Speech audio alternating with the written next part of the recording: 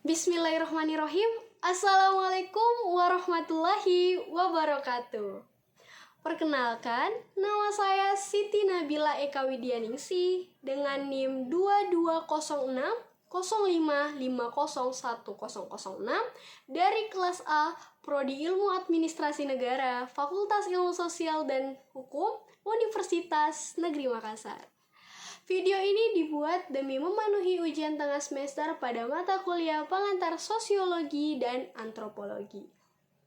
Pada video ini, saya akan membahas mengenai dua materi yang terdapat pada mata kuliah pengantar sosiologi dan antropologi, yaitu tentang perilaku kolektif dan juga status dan peran. Untuk itu, mari kita mulai pada materi pertama kita, yaitu perilaku kolektif. Apa sih itu perilaku kolektif? Menurut para ahli dalam sosiologi mengartikan, perilaku kolektif adalah perilaku yang dilakukan oleh sekelompok orang yang muncul secara spontan dan tidak terstruktur sebagai respon terhadap kejadian tertentu. Nah, tujuan dari perilaku kolektif ini yaitu untuk menghilangkan rasa ketidakpuasan, rasa kecemasan. Nah, selanjutnya apa sih contoh dari perilaku kolektif itu? Nah, contoh dari perilaku kolektif itu seperti demo massa, kebut-kebutan di jalan, tawuran antar kelompok, dan juga bisa perompak. Nah, terdapat 3 teori nih dari perilaku kolektif. Pada teori pertama, yaitu teori penularan. Pada teori penularan dikatakan jika individu terlibat dalam suatu kerumunan, maka dia tidak bisa berpikir secara rasional. Teori ini tuh bersifat sirkular, yaitu situasi yang beredar dan menular ke yang lainnya. Kita lanjut pada teori kedua, yaitu teori konvergensi. Nah, pada teori ini tuh dikatakan bahwa sesungguhnya perilaku dari sebuah kerumunan itu disebabkan oleh kesepakatan. Maksudnya di teori ini adalah sekumpulan orang yang memiliki kesamaan pemikiran itu terjadi bahkan sebelum tergabung pada suatu kerumunan. Nah, kesamaan di sini bukan hanya kesamaan pemikiran, bisa juga pada kesamaan usia, kesamaan latar belakang, dan kesamaan-kesamaan lainnya.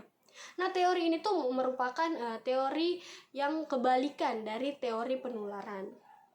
Nah, teori yang terakhir yaitu teori emergent norm.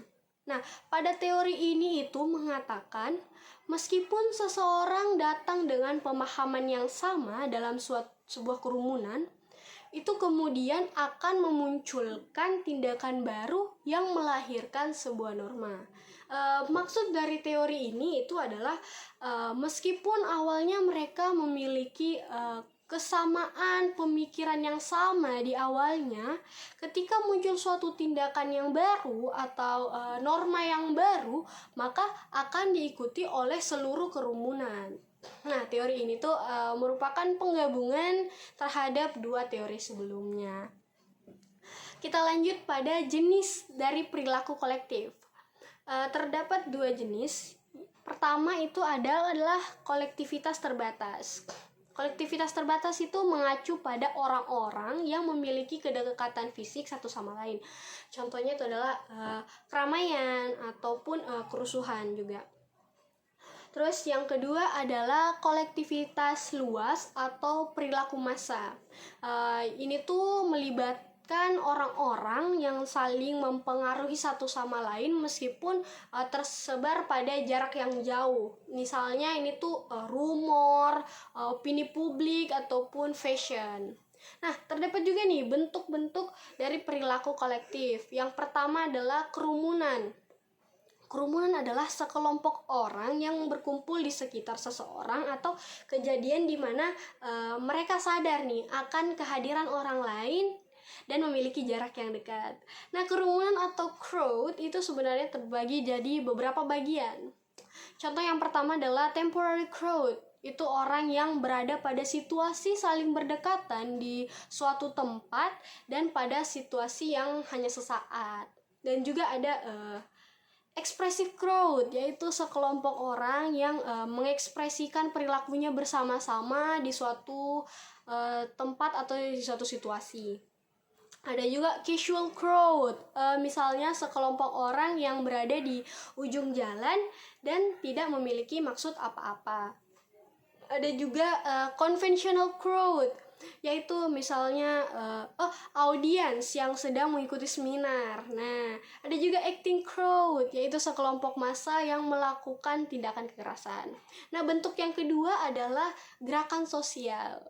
Nah, gerakan sosial adalah sekelompok orang yang saling sadar akan berkumpul, yang berserikat untuk tujuan menghambat suatu perubahan sosial dalam masyarakat. Nah, terdapat juga nih beberapa karakteristik dari gerakan sosial, yaitu memiliki tujuan yang biasanya tuh berjangka panjang, juga untuk kepentingan bersama, dan juga terakhir itu adalah penggunaan cara di luar institusi yang ada karena tidak percaya pada institusi yang ada sebelumnya.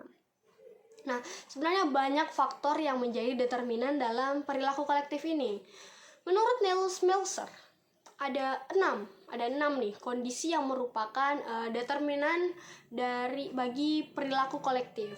Nah, yang pertama itu adalah kondusivitas struktural, yaitu struktur masyarakat harus sedemikian rupa sehingga bisa berbentuk perilaku kolektif. Nah, sudah itu ada juga tekanan struktural.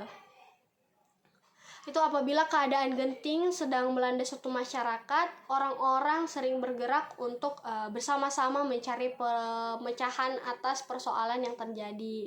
Terus juga ada keyakinan umum, yaitu sebelum memperoleh pemecahan umum atas suatu masalah, itu harus diusahakan dulu konsensus tentang adanya masalah itu, sehingga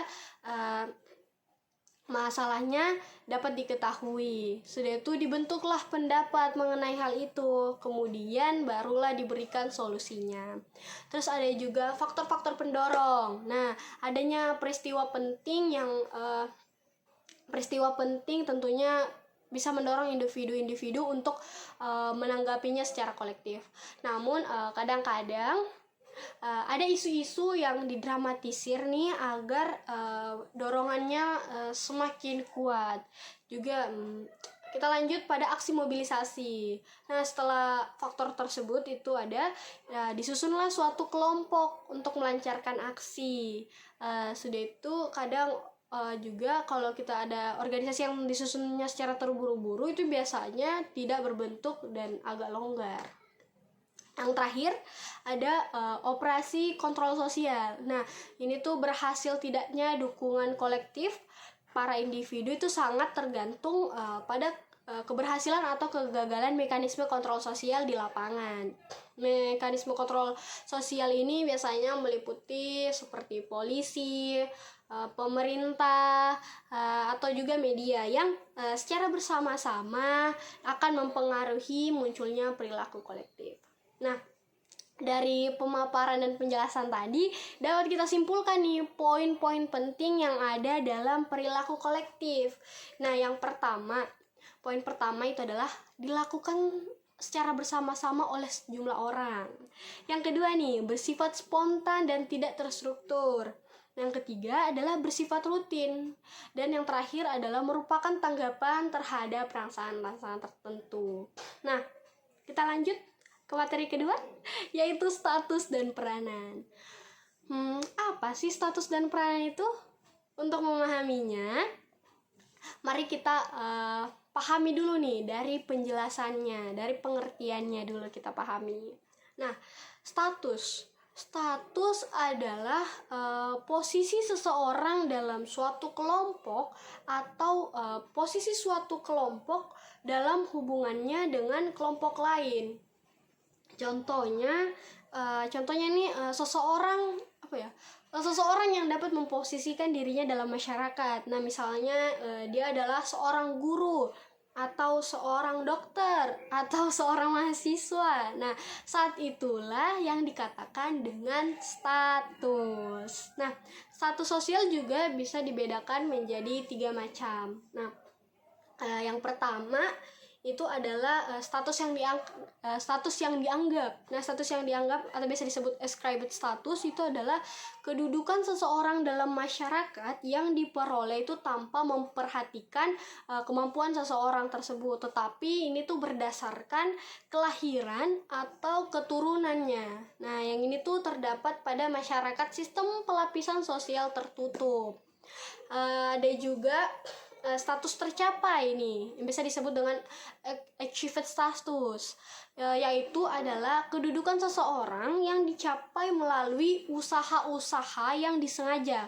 Ini tuh diperoleh bukan atas dasar kelahiran atau dari keturunan, tetapi atas dasar prestasi atau kemampuan seseorang itu. Yang ini tuh terjadi pada masyarakat sistem pelapisan sosial terbuka. Ada juga status yang ditetapkan, assigned status. Ini tuh kelompok atau golongan yang memberikan kedudukan tinggi kepada seseorang yang telah berjasa memperjuangkan sesuatu dalam masyarakat, seperti itu. Kemudian kita lanjut ya pada peran. Peran itu apa sih? Nah, peranan sosial adalah rangkaian norma dan perilaku yang dijalankan seseorang sesuai dengan status sosialnya dalam masyarakat. Nah, peran sosial juga dapat kita bedakan menjadi 4 macam. Yang pertama itu adalah peranan pilihan, achieved roles, yaitu adalah peranan yang diperoleh melalui usaha tertentu yang berkaitan dengan status tercapai. Nah, peranan sosial yang dijalankan ini biasanya muncul dari pilihan dan kemampuan sendiri. Ada juga yang kedua, peranan bawaan, yaitu ascribed roles, yaitu peranan yang diperoleh secara otomatis tanpa melalui usaha. Ini tuh merupakan konsekuensi langsung dari status sosial, yaitu pada status yang dianggap. Yang ketiga adalah peranan yang diharapkan, expected roles, yaitu peranan yang dilakukan sesuai ketentuan bersama. Contohnya tuh peranan petugas hukum atau juga aparat pemerintah. Terus yang terakhir adalah peranan yang disesuaikan, actual roles, yaitu peranan yang dilaksanakan sesuai situasi. Contohnya tuh situasi desa dan situasi kota. Nah, menurut Surjono Sukanto, peran sendiri adalah sebuah aspek dinamis dari adanya kedudukan atau status. Nah, maksudnya di sini adalah ketika seseorang dapat menjalankan hak dan kewajibannya, maka dia bisa dikatakan sudah menjalankan suatu peran. Nah, peran sendiri itu memiliki 3 fungsi di sini dalam bermasyarakat, yaitu sebagai sarana keberlangsungan struktur suatu masyarakat pertama. Yang kedua, saling membantu antar masyarakat, dan yang ketiga itu sebagai sarana aktualisasi diri. Nah, untuk memahami lebih lanjut nih mengenai status dan peranan, saya contohkan kepada diri saya sendiri ya. Nah, misalnya di pagi hari saya pergi ke kampus. Di kampus status saya adalah sebagai seorang mahasiswa, dan peran saya adalah belajar dengan sungguh-sungguh agar mendapatkan IPK terbaik. Nah, kemudian di sore hari saya pulang ke rumah.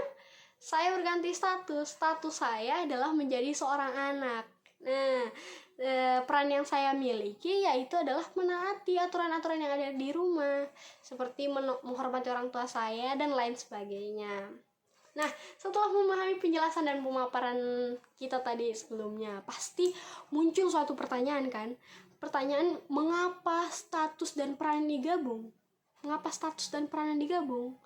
Jawabannya adalah karena peran merupakan suatu tindak lanjut dari status. Oke, kita berikan sebuah contoh agar dapat mudah dipahami. Contohnya adalah seorang bapak nih. Seorang bapak memiliki status sebagai kepala keluarga, itu statusnya. Maka tindak lanjut peranannya adalah sebagai orang yang menafkahi keluarganya, sebagai orang yang mengayomi, melindungi keluarganya, seperti itu. Nah, berakhirlah penjelasan saya mengenai materi perilaku kolektif dan juga status dan peranan ini. Kurang lebihnya mohon dimaafkan. Saya punya pantun nih sebelum ditutup. burung darah burung cendrawasih. Bisa dicari dulu di Papua. Cukup sekian dan terima kasih. Semoga bermanfaat untuk kita semua. Demikianlah saya tutup video kali ini. Wabillahi taufiq wal hidayah. Wassalamualaikum warahmatullahi wabarakatuh. Terima kasih telah menonton.